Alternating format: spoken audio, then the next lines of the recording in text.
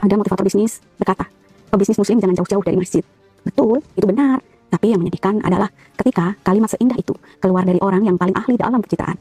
Sebab kenyataannya, setiap hari baik yang dia lakukan, sedekah, masjid, pesantren, galang dana, kolaborasi dengan ulama, semuanya diarahkan untuk mendukung bisnisnya. Mitra-mitra dikumpulkan, dinaikkan ke panggung, ditekan secara emosional, diminta sedekah untuk proyek Masjid London. Tapi sampai hari ini, masjid itu tidak pernah ada wujudnya. Yang ada justru dana 2,1 miliar dibelikan ruko di BSD yang dipakai untuk bisnis pribadinya. Sebagian dana senilai 3 miliar dialihkan ke pesantren Al-Bah. Padahal akad awalnya untuk membangun Masjid London, penerima juga tahu soal itu, tapi diam. Yang penting proyek pesantrennya berjalan. Sisanya tidak pernah dijelaskan secara transparan. Kebaikan dijadikan alat kendali. Orang ini selalu menjual kebaikan, ibadah, amal, sedekah, dakwah, tapi semuanya diarahkan untuk memperkuat posisi bisnisnya. Dia bisa kumpulkan ustadz, ulama, artis, influencer, bukan karena visi misi dakwah yang lurus, tapi karena mereka semua diberi bagian. Dan siapa yang sudah diberi bagian akan diam dan membela. Setiap kebaikan yang ditunjukkan ke publik, setiap amal yang diumumkan, setiap kolaborasi dengan ustadz dan tokoh agama selalu ada benang merahnya demi melanggengkan sistem bisnisnya. Kalau tidak ada keuntungan, kalau tidak bisa nebeng panggung orang lain, kalau tidak bisa panen nama baik, dia nggak akan muncul. Dia nggak akan peduli. Saya terlalu banyak tahu, dan saya berani bicara membongkar apa yang selama ini disembunyikan di balik bisnis yang dibungkus agama. Ini bukan sekedar tuduhan. Saya pernah ada di dalamnya. Saya tahu sistemnya. Saya saksi hidupnya. Karena keberanian itu, pemimpin bisnis tersebut bersama mitra-mitra militannya, termasuk sebagian ustadz dan artis yang sudah terikat kepentingan, berusaha membungkam saya. Saya dikriminalisasi, dituduh menggelapkan uang haji yang senilai 20 juta. 20 juta dibawa ke pengadilan, tapi di ruang sidang saksi utama nggak hadir sama sekali. Saksi yang hadir berbohong dan merekayasa fakta. Tidak ada bukti nyata yang bisa membenarkan tuduhan itu. Namun tetap polisi tutup mata, bahkan jaksa dan hakim menjatuhkan vonis 4 bulan penjara. Seolah pengadilan bukan lagi milik rakyat, tapi sudah dipesan oleh mereka yang punya kuasa. Tapi rencana itu gagal. Gagal karena saya tidak sendiri. Gagal karena Allah tidak pernah tidur, karena tidak ada kejahatan yang akan benar-benar berhasil dan menang. Hari ini saya jadi paham, tidak semua yang tampak religius itu jujur. Tidak semua yang bersuara dakwah itu tulus. Tidak semua orang yang justru punya tanggung jawab muamalah dan punya hutang itu tahu diri untuk menyelesaikan dengan baik. Dan tidak semua yang duduk di kursi hukum benar-benar menegakkan keadilan. Mereka bukan hanya menyalahgunakan uang umat. Mereka juga mencoba membungkam kebenaran. Mereka bukan dai. Mereka bukan contoh rakyat. Mereka penjahat yang berseragam dan bertopeng agama. Assalamualaikum warahmatullahi wabarakatuh. Para pemirsa, dalam suasana memperingati HUT kemerdekaan kita yang ke-80 ini, ingin kita segarkan kembali bagaimana sebuah bangsa yang mau merdeka itu harus ada keinginan dalam jiwanya untuk merdeka. Kalau keinginan untuk merdeka itu lemah, bahkan tidak ada sama sekali, selamanya mereka tidak akan mungkin menjadi manusia merdeka. Karena itu dalam teori hubungan antar umat manusia, apakah itu antar negara, dirumuskan dengan cara sederhana, yaitu orang kuat atau negara kuat itu akan berbuat semaunya, sementara masyarakat yang lemah harus terima nasib. Itulah yang terjadi di dalam 2000 tahun perjalanan manusia yang telah mengenal sejarahnya. Apa gunanya relevansi ini kita ungkap dan apa hubungannya dengan Yusuf Mansur? Salah satu yang sangat bersentuhan ketika mendefinisikan kehidupan itu adalah masalah agama. Kalau kita lihat misalnya nih, ada ungkapan dari Khomeini, dia mengatakan tokoh agama itu ada yang berpihak kepada kebenaran dan rakyat, tetapi ada juga yang berpihak kepada kebatilan dan penindas. Di dalam sejarah penjajahan Belanda di sini, kenapa Belanda begitu lama menjajah? Karena banyak sekali tokoh-tokoh agama di saat itu yang dilemahkan cara berpikirnya, akhirnya terima nasib.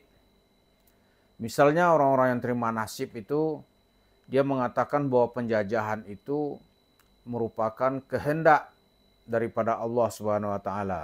Nanti kalau Allah sudah tidak berkehendak, Belanda itu akan angkat kaki dari bumi Nusantara. Sekarang kita lihat ya, munculnya generasi Soekarno-Hatta itu adalah orang-orang yang berpikiran penjajahan itu bukan atas kehendak Tuhan, bukan atas kehendak Allah gitu. Tapi karena kelemahan umat di kawasan ini sehingga dia bisa dikuasai oleh penjajah. Salah satu alasan kondisi umat di saat itu adalah mereka terpecah belah dan menerima takdir.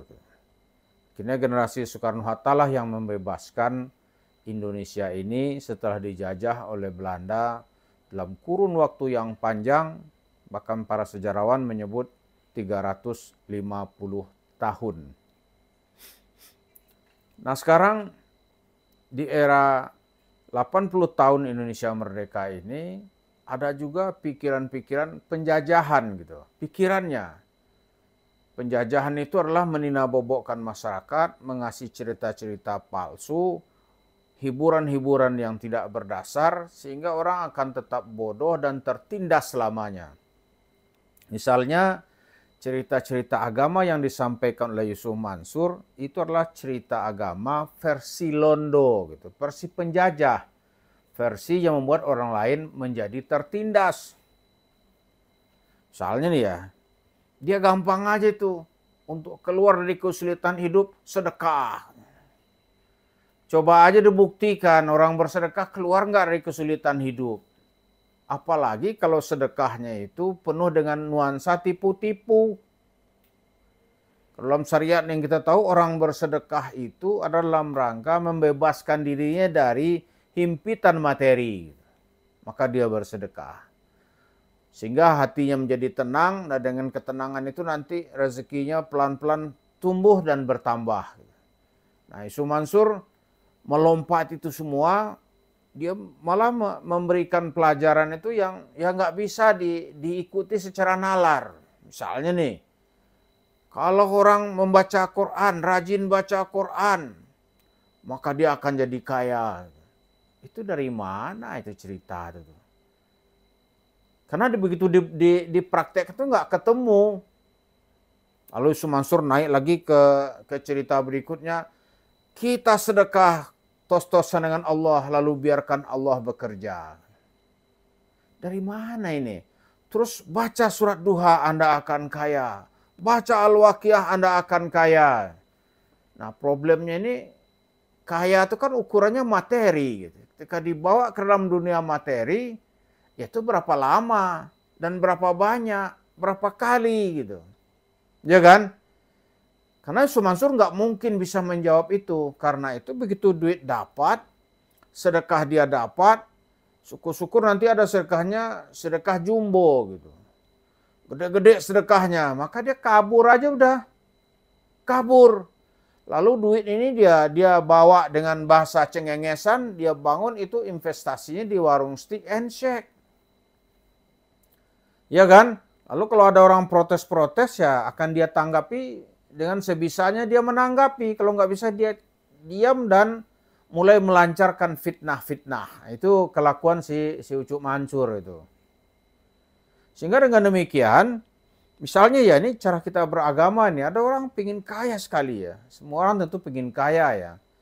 Tapi sunnah kaya itu tidak dia tempuh gitu. Atau momentumnya dia nggak dapat. Ya susah lah. Walaupun ya dia setiap hari itu membaca surat Al-Waqiah, dia nggak lupa duha, ya kan? Bahkan mungkin nggak lupa tahajud. Tapi bisa nggak kaya? Nggak bisa. Karena tahajud, duha, tahajud, membaca surat Al-Waqiah, nggak ada tafsir yang mengajarkan orang bisa kaya. Gitu. Karena itu ada mantan ya pengusaha kaya lah teman-teman kita ya. Setelah ikut Yusuf Mansur, dia menjadi miskin. Kenapa? Karena duitnya diembat oleh Yusuf Mansur.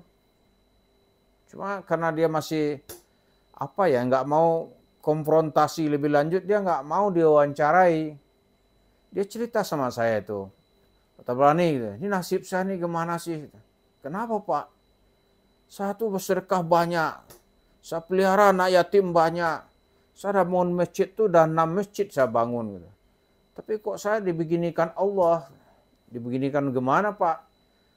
Bisnisnya rugi. Saya sekarang terjerembab, gitu, terjatuh dan tersungkur. Sekarang saya menjadi manusia gembel. Padahal orang-orang Cina nggak ada sedekah-sedekah kaya terus.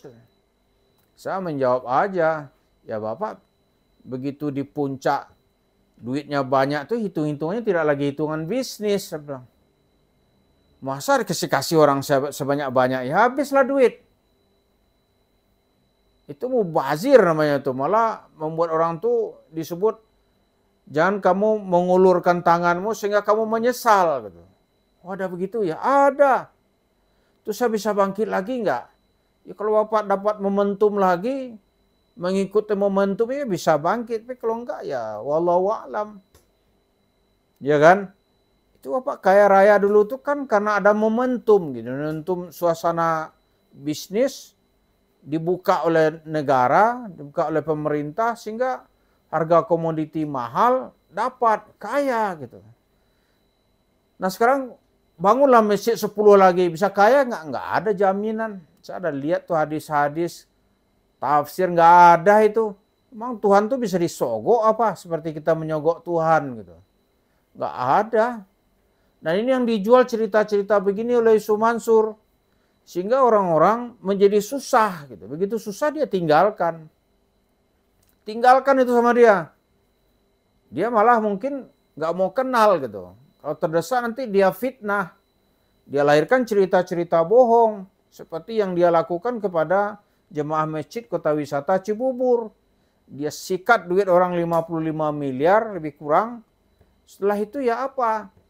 Dia terdesak, dia ngaku mau bayar. Lah tuh dia karang cerita orang Sinting gitu. Saya nyapu di Darul Quran itu daun-daun tuh menjadi duit.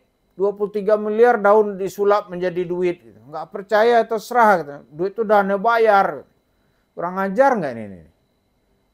Padahal dia dari duit jemaah itu membangun warung steak and shake. Dia beli tanah tuh dengan duit benaran. Nah inilah kita lihat agama itu bisa jadi alat penindasan. Bisa membuat orang menjadi miskin. Bisa membuat orang putus asa gitu. Kalau dibawakan nanti oleh tokoh agamanya yang kerjaannya itu bermental mau merampok, menindas. Dan Yusuf Mansur berada dalam barisan itu. Ini adalah musuh bagi kaum mustad'afin yang harus kita lawan. Di manusia merdeka adalah merdeka menyatakan kebenaran, merdeka juga menyatakan mana yang salah. Biar kita menjadi merdeka, mari kita akhiri peran Yusuf Mansur dengan warung steak and shake-nya. Terima kasih. Assalamualaikum warahmatullahi wabarakatuh.